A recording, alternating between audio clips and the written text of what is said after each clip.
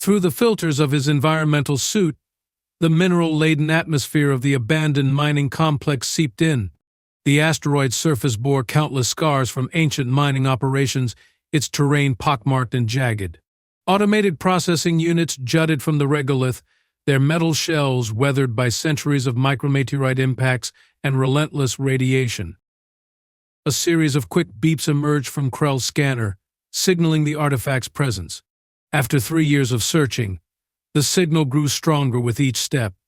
He checked his suit's oxygen level. 6 hours remained, more than enough to find the artifact and return to his ship. Proximity alert, his ship's AI announced through the neural link. Target located within 200 meters. Local structures show signs of instability. Krell paused, his eyes scanning the desolate landscape as probabilities flooded his mind. No one had maintained this facility in centuries. The structural integrity of the tunnels and support beams would be severely compromised. One misstep could trigger a cascade of collapsing metal and stone. Run a structural analysis of the surrounding area, he instructed the AI, map the safest approach vector. Blue lines materialized in his visual feed as the AI projected an optimal path forward. The route wove between massive processing machines, their long shadows stretching under the distant sun. Each step stirred metallic dust, which settled on his suit's exterior sensors. Sunlight glinted off something unusual among the ruins of metallic surface, too pristine to belong to the degraded mining equipment. The clean lines of the object stood in stark contrast to the chaotic remains around it. Krell approached cautiously, his four-fingered hand brushing away dust to reveal recent maintenance marks. "These wear patterns suggest upkeep," he muttered, studying the device's casing. "These tool marks can't be older than a few months." It made no sense. The Guild of Collectors had declared this facility stripped of valuable artifacts decades ago, yet here was evidence of recent activity, and the craftsmanship it bore hallmarks of technologies thought lost to time. A sharp alert tone interrupted his thoughts, a sound he had only heard during training simulations. Every muscle in Krell's body tensed as his sensory tentacles absorbed the implications. Only one substance in the galaxy could trigger that frequency. His suit's external sensors extended automatically, verifying the impossible reading. "Chemical analysis confirms traces of human blood," the AI announced. "Age, approximately 2 standard months. Composition matches historical records with 99.97% accuracy." Krell's breathing turned ragged as the oxygen mix in his suit adjusted. His mind reeled. The last confirmed sample of human blood had surfaced over 300 years ago, with a single drop commanding a price equal to a small moon. Now, incomprehensible numbers filled his calculations as he grasped the value of what lay before him. A movement alert flashed across his display. Near a pile of mining debris, sensors picked up anomalous readings, data that defied established exonobiological records. Protruding from behind a fallen support beam was an ancient weapon barrel, its surface polished with care. Heat signatures from the targeting system screamed warnings through his suit. "Don't move another step," a voice ordered. Krell froze. The voice's sound patterns matched historical records of human speech with eerie precision. His secondary heart nearly failed as a figure in an environmental suit stepped out from behind the debris. Its design was unmistakably human: clean lines, practical efficiency, and elegance unmatched by even the most ambitious modern imitations. "You're a human," Krell whispered, activating his translation crystals. The words felt heavy in his throat. "And you're somewhere you shouldn't be," the figure replied, weapon trained on Krell's center mass. "This zone has been restricted for 1,000 years." Krell's survival instincts clashed with his fervor as a collector. Hands raised, he managed to speak. "My name is Krell," he said, his voice trembling. "The Guild of Collectors sent me to retrieve an artifact," Krell said cautiously. "The energy signature led me here." "Exactly where we wanted you to be," the human replied, stepping into the light. The distant sun illuminated his suit, scuffed and repaired, showing signs of regular use rather than abandonment. We maintain that signature specifically to draw attention. Better to catch potential threats out here than risk one slipping closer. But you don't look like a raider." The revelation hit Krail like a meteor strike. 3 years of research and immense resources had led him straight into a trap. Yet the human's words hinted at something even more profound. Others of his kind must exist nearby. The implications of such knowledge surpassed even the wildest dreams of any collector. "My name is Thomas," the human continued, lowering his weapon slightly but keeping it ready. "And now you have a choice to make about what happens next." The threat beneath his words snapped Krail out of his visions of untold wealth. Modern weapons could atomize a target cleanly, but this ancient projectile weapon promised a far messier fate. "What kind of choice?" Krail asked, his translator struggling to keep up.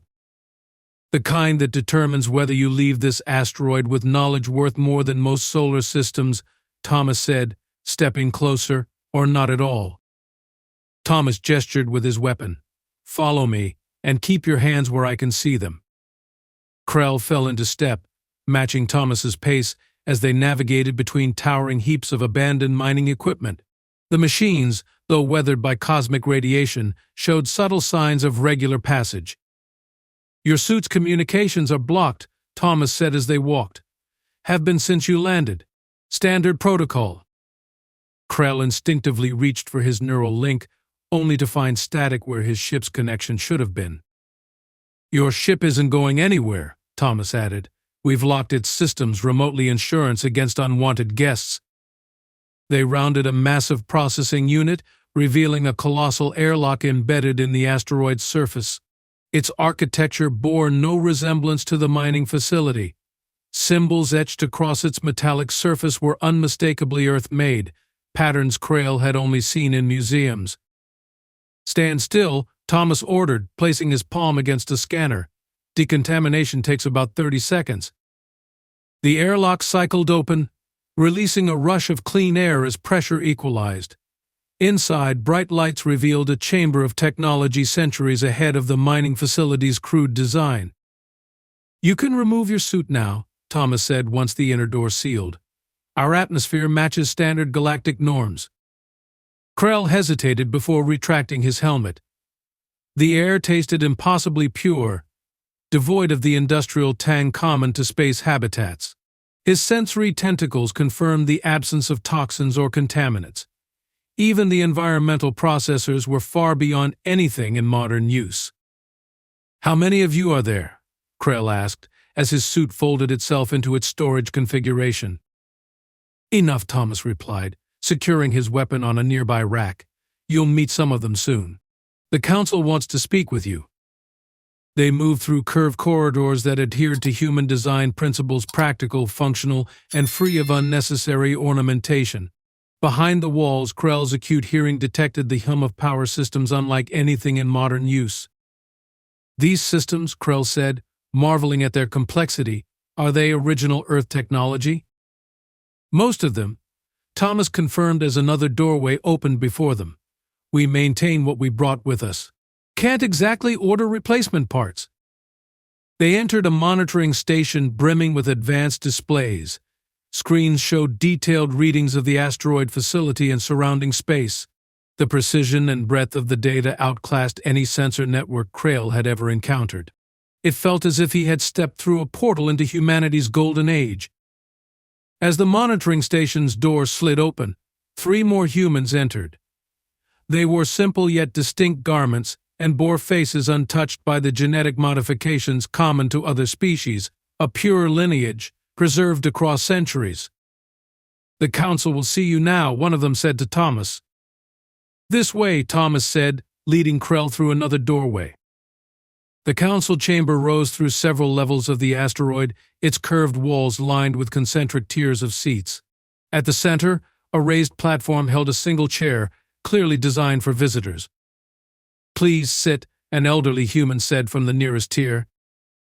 The chair adjusted to Krail's physiology as he lowered himself into it.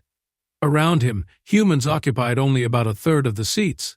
The vast emptiness of the chamber was a silent testament to their diminished population. "I am Administrator Paul," the elderly human said. studying a data tablet. Your credentials as a collector appear legitimate, though your persistence in tracking our lure was unusual. The guild rewards thoroughness, Krell replied as his translator adjusted to the varying tones of the humans' voices. Indeed, Paul set the tablet aside. You understand that our situation requires absolute secrecy. The value of human blood alone makes us an irresistible target. Which leaves us with a problem, Thomas added from his position near the door. Paul leaned forward in his seat. Your knowledge of our existence. The temptation to profit from it must be considerable.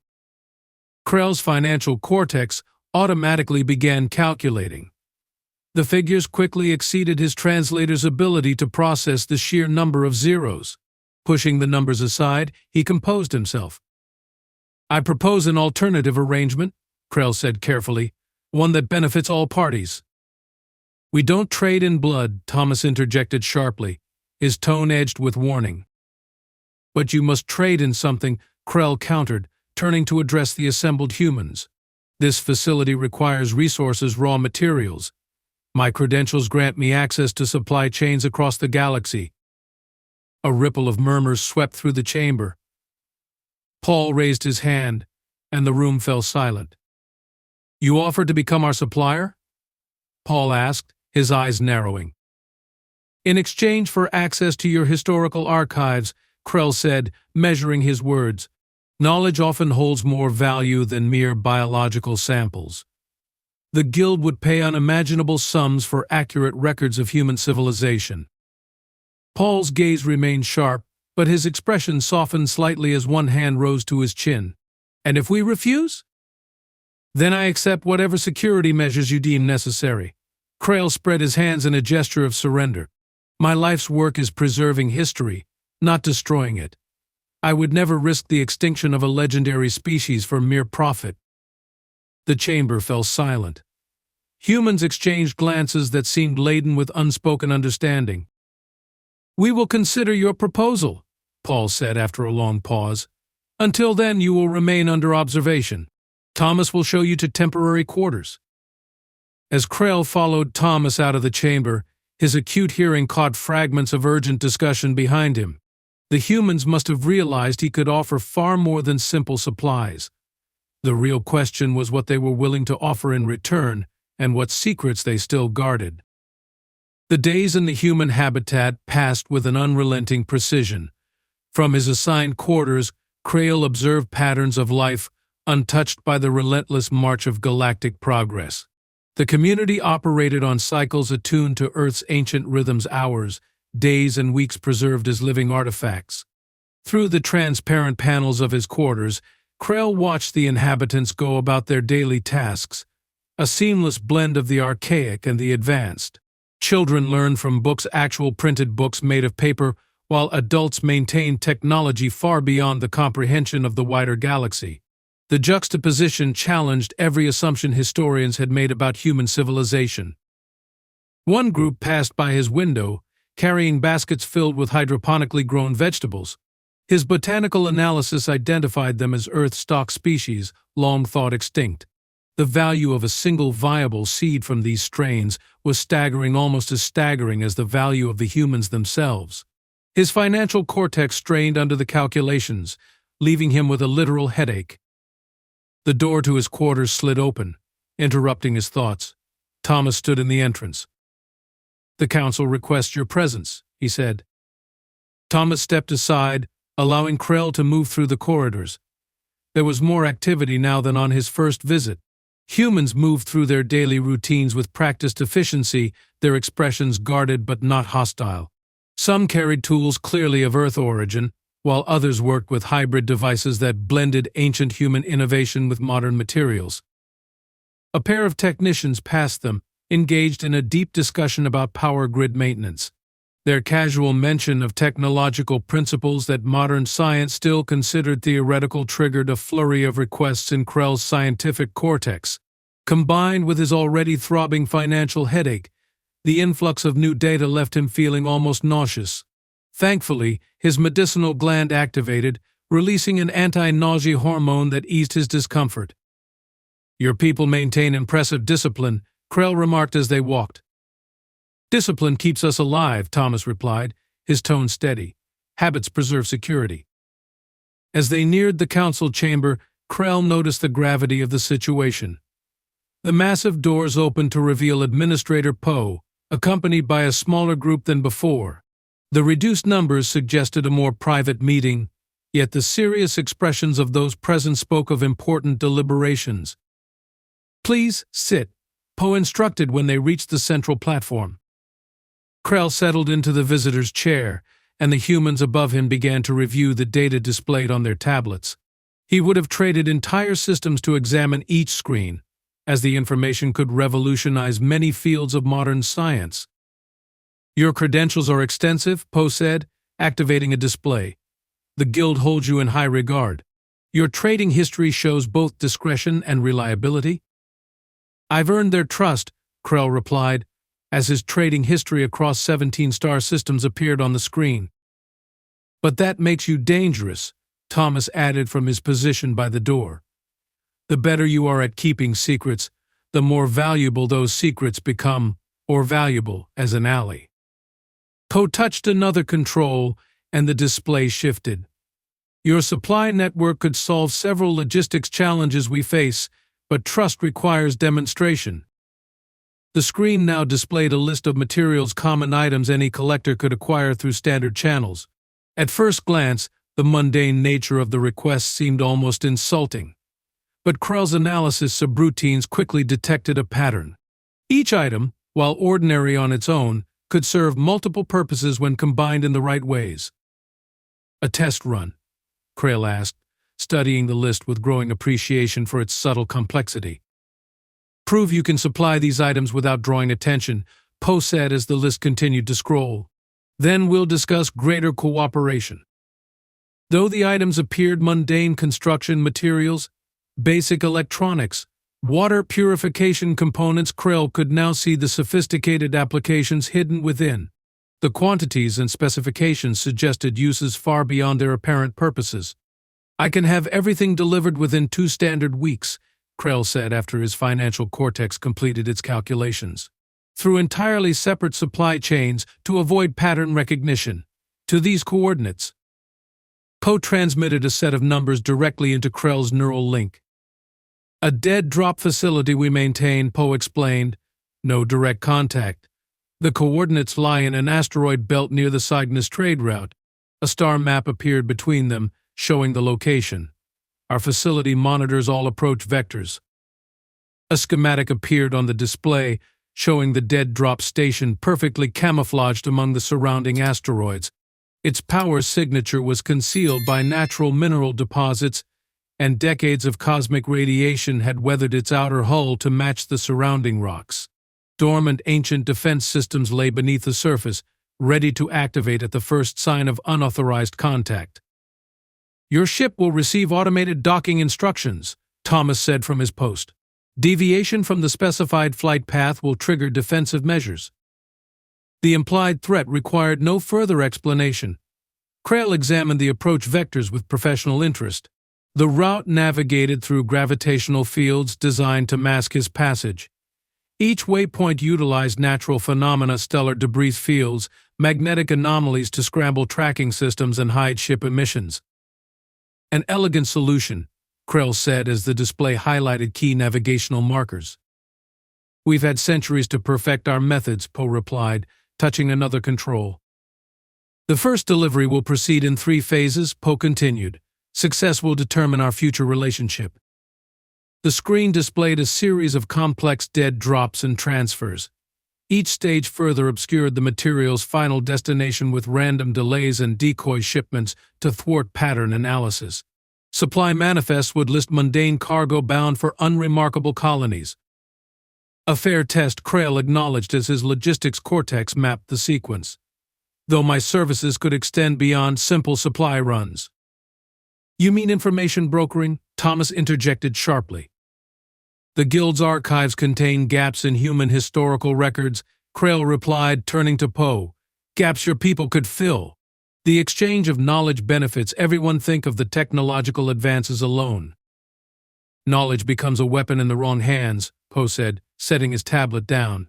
Our ancestors learned that lesson too late.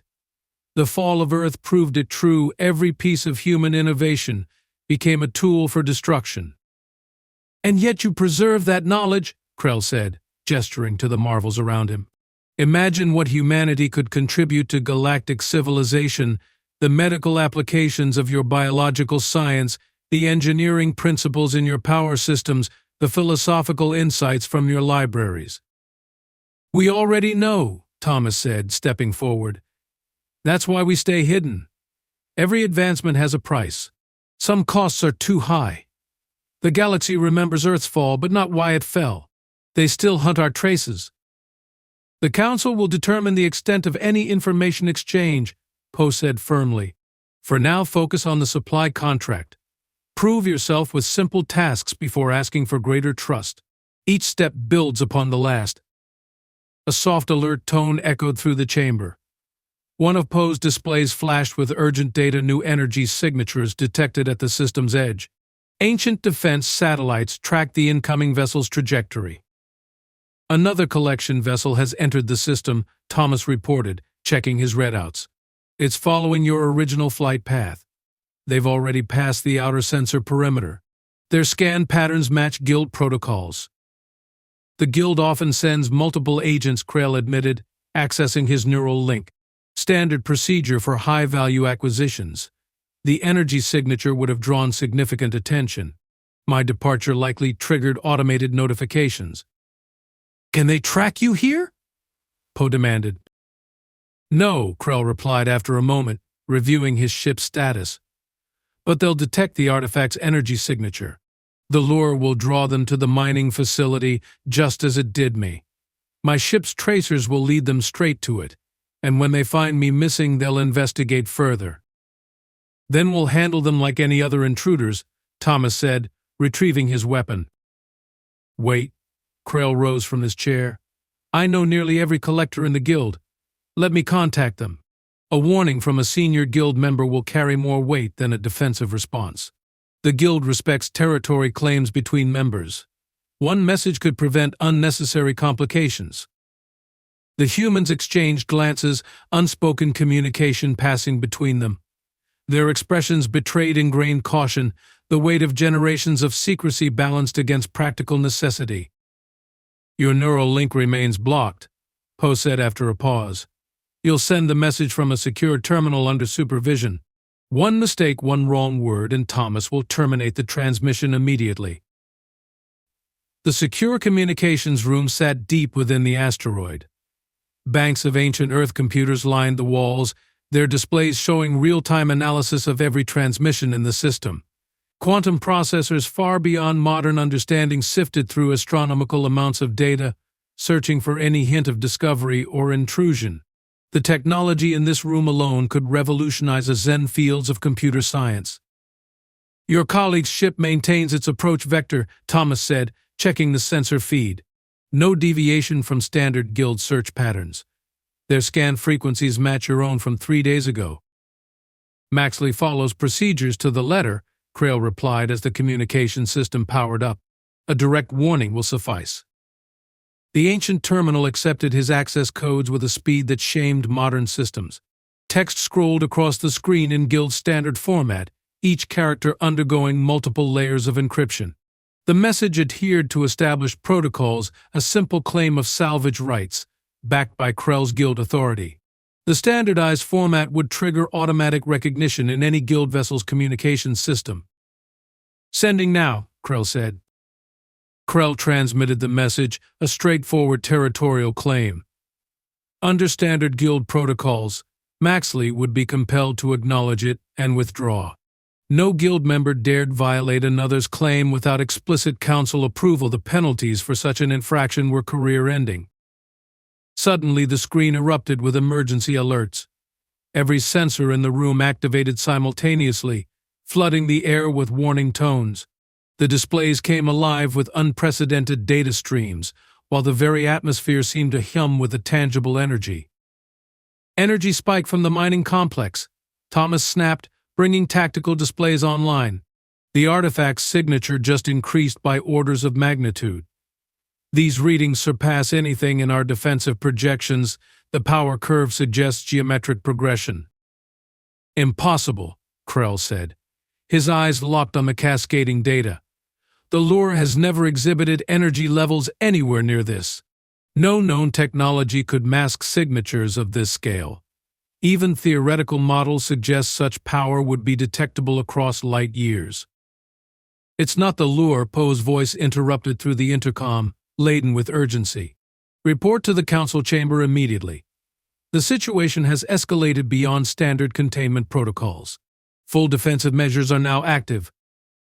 Krell and Thomas rushed to the council chamber, finding Poe surrounded by a full assembly of council members. The main display projected a three-dimensional map of the mining facility. At its core, a massive energy signature pulsed with impossible intensity. Each wave of energy rippled through subspace, defying known physics. The archive has activated, Poe announced as streams of data filled the air. Your colleagues' scan patterns triggered dormant systems. The automatic defenses interpreted the frequencies as an intrusion attempt, initiating emergency protocols. Archive? Krell stared at the data scrolling across the screens. These energy levels surpass anything recorded in Guild history. The output alone could power a small star system. That's because the archive predates your Guild, Thomas said grimly, by several thousand years. What you see is only a fraction of its full capacity. The knowledge stored within could reshape galactic civilization. The facility isn't a mining complex, Poe added, displaying historical schematics. Krell's research cortex flared as he recognized elements of ancient designs. It's a waypoint, a storage site for knowledge too dangerous for any single civilization to possess. It contains the combined technological achievements of over 100 fallen species. The display shifted, revealing schematic after schematic, batteries capable of powering planets indefinitely, medical technologies promising near immortality, and weapons capable of annihilating star systems. Each layer unveiled advancements that could revolutionize entire fields of science. Our ancestors discovered this archive during Earth's first expansion into space, Poe explained, an ancient text scrolling across the screens. Its existence shaped every decision humanity made thereafter. The responsibility of safeguarding it changed us as a species. Thomas checked another display, which showed subspace distortion spreading from the archive. These energy readings will attract attention across at least 12 systems. The Guild won't be our only problem. Every major power will detect this activation. The archive must have failsafes, Krell said, analyzing the data. Ways to mask its presence? The failsafes activated the moment your colleague's scans matched certain frequencies, Poe explained. Ancient defense protocols interpreted it as an attack. Now the archive is preparing to defend itself. The central display updated, revealing weapons platforms emerging from the asteroid's surface, their designs far beyond modern comprehension. Defense shields flickered to life, projected by unseen mechanisms, while additional systems appeared as though materializing out of thin air. If your colleague maintains his approach, he'll die, Thomas warned as the weapon systems powered up. The archive's defenses operate independently. We have no control over them. The Guild will send reinforcements if Maxley's ship is lost, Krell cautioned. Standard procedure mandates investigation of missing collectors. The energy readings will draw every available ship. Poe manipulated the display, presenting their options. That leaves us with three choices. We can evacuate and abandon the archive to whoever claims it first. We can attempt to fight off every power in the sector with technology we barely understand. Or what? Krell asked, as tactical displays showed additional ships altering course toward their location. Or we destroy the archive, Thomas said gravely. The failsafe protocols include that option. Better to erase it than risk its misuse. The implications staggered Krell. Thousands of years of technological progress, the collective knowledge of countless civilizations gone, just to prevent it from falling into the wrong hands. There might be another way, Krell suggested, scrutinizing the power readings. The archive reacts to specific scan frequencies. If we can transmit the correct patterns. The risk is unacceptable, Poe interrupted, shaking his head. One mistake could trigger an even greater defensive response. The archive contains protocols far beyond our understanding. Let me contact Maxley again, Krell proposed, his tactical cortex analyzing potential solutions. Not through guild channels. A direct warning about the defenses. He'll withdraw rather than risk his ship. Thomas gestured to long-range scans showing multiple vessels converging on the system. We'd better move fast. The longer this goes on, the more attention it draws. The guild wielded significant influence, and Krell accessed his neural link to draft a formal advisory. Declaring the sector restricted under collector authority might deter most investigations. Combined with the archive's formidable defensive capabilities, it could prove effective. Poe's voice, heavy with centuries of ingrained caution, interrupted. We've already established how difficult it is to trust you. And now you ask us to trust the guild with even partial knowledge of our existence. I propose trusting them with only a fraction of the truth, Krell replied, bringing up guild legal protocols. The energy readings can be attributed to an ancient defense system of unknown origin. It's not uncommon for the guild to maintain the secrecy of such sites, especially when it benefits the collectors who discover them. This site far exceeds others in value, of course, but they don't have to know that. The council chamber fell silent as the tactical displays continued to highlight incoming threats. More ships appeared at the edge of the system, and time for action was running out. My job is to monitor the outside and ensure no hints of us circulate, Thomas admitted, studying the approach vectors. The guild's authority carries considerable weight. Most powers respect collector claims, and even military vessels tend to avoid direct confrontation.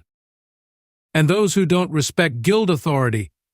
Poe asked, glancing at the defensive systems tracking the incoming ships. They will face the archive's defenses, Krell said, motioning toward the weapon platforms now emerging from the asteroid's surface. A combination of guild influence and demonstrated military power creates a strong deterrent. My reputation adds credibility to the restriction. Poe studied the displays for a long moment, the pulsing energy signature of the archive drawing more attention with every subspace wave. Finally, he nodded. Make the call. But understand this, if your plan fails, we will destroy the archive. Humanity's greatest discovery will remain its final secret. Krell acknowledged with a nod and turned to the secure communications terminal. The weight of millennia of knowledge rested on his ability to wield the guild's bureaucracy as a shield. A single mistake could lead to the destruction of knowledge that might reshape civilization. The terminal accepted his codes, and Krell began composing the advisory. Each word required precision. Too much detail could spark curiosity, while too little might fail to deter investigation. As he worked, auxiliary screens showed Maxley's ship slowing as the first signals reached its communications array. He's adjusting course, Thomas reported from his tactical station. Picking up active scans, he's verifying the warning broadcast. Krell fine-tuned the encryption protocols in his transmission. Once the guild database confirms my authority, he'll have no choice but to follow protocol. More ships appeared on the system's edge, transport vessels, research craft, and even military scouts. Each one was drawn by the archive's energy readings, a beacon impossible to ignore. We've got multiple incoming, Thomas warned, enhancing the tactical projections. 6 different civilizations based on engine signatures, and the archive's energy spikes every time it's scanned. Incoming message from Maxley, Poe announced as new data scrolled across the screens. He's challenging your authority. Krell scanned the message. Standard guild procedure, he's asking for detailed justification for the sector-wide restriction. The defense systems are still hot, Thomas warned, as the archive's weapon platforms tracked the approaching ships. If any of them cross the perimeter, the archive will react automatically. Diving deeper into guild protocols, Krell leveraged centuries of bureaucratic expertise to pace his response. Under guild law, this claim takes precedence, he explained while typing. If we classify this site as restricted technology, I can demand an immediate quarantine. The energy readings alone validate its status. 3 more groups are changing course toward us, Thomas updated grimly. I'm reading capital ships' military vessels.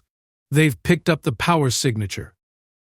We're running out of time, Poe said, his voice tight as defense shields solidified around the facility. If this doesn't work, we'll have to act. The archive pulsed with ever-stronger energy waves, each signal transmitting impossible readings across the stars.